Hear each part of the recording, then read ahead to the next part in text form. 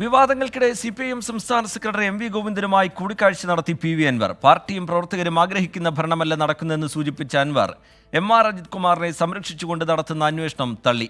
P ശശിക്കെതിരായ പരാതിയിൽ ഇടപെടൽ ഉണ്ടാകുമെന്ന പാർട്ടിയുടെ ഉറപ്പുകൂടി നേടിയാണ് അൻവറിന്റെ ഇന്നത്തെ നീക്കം. ഇന്നലെ മുഖ്യമന്ത്രിയെ കണ്ട ശേഷം മയപ്പെട്ട PV അൻവർ ഇന്ന് CPM സംസ്ഥാന സെക്രട്ടറിയുമായുള്ള കൂടിക്കാഴ്ചയ്ക്ക് ശേഷം വീണ്ടും സ്വരം കടുപ്പിച്ചു. SP സുജിത്ദാസിൽ തുടങ്ങി MR അജിത് കുമാറിനെയും P ശശിയെയും ലക്ഷ്യമിട്ട വിമർശനങ്ങൾ ഇന്ന് ഒരു പടി കൂടി കടന്നു. മുഖ്യമന്ത്രിയെ ആ കസേരയിൽ ഇരുത്തുന്നത് പാർട്ടിയല്ലേ എന്ന PV അൻവർ.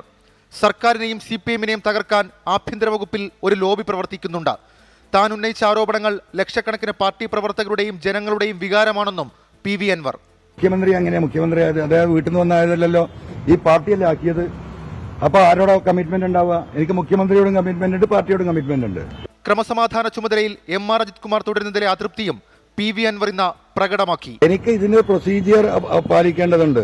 ആ പ്രൊസീജിയർ അനുസരിച്ച് കാര്യങ്ങൾ നീങ്ങും.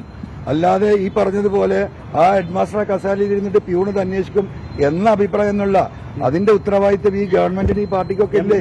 PV അൻവറിന് പിന്നിൽ ആഭ്യന്തര വകുപ്പിന്റെ ഇടപെടലുകളിൽ അതൃപ്തിയുള്ള CPIMലെ ചിലർ തന്നെയാണെന്ന സംശയം ഇതോടെ ബലപ്പെട്ടു. മുഖ്യമന്ത്രിയെയും പാർട്ടി സെക്രട്ടറിയെയും വിവരങ്ങൾ അറിയിച്ചതോടെ ഉത്തരവാദിത്തം അവസാനിച്ചെന്ന് PV അൻവർ പറയുമ്പോഴും സമവായത്തിന്റെ വഴിയിലല്ല താനെന്ന് അൻവർ അടിവരയിടുന്നു. 24 തിരുവനന്തപുരം.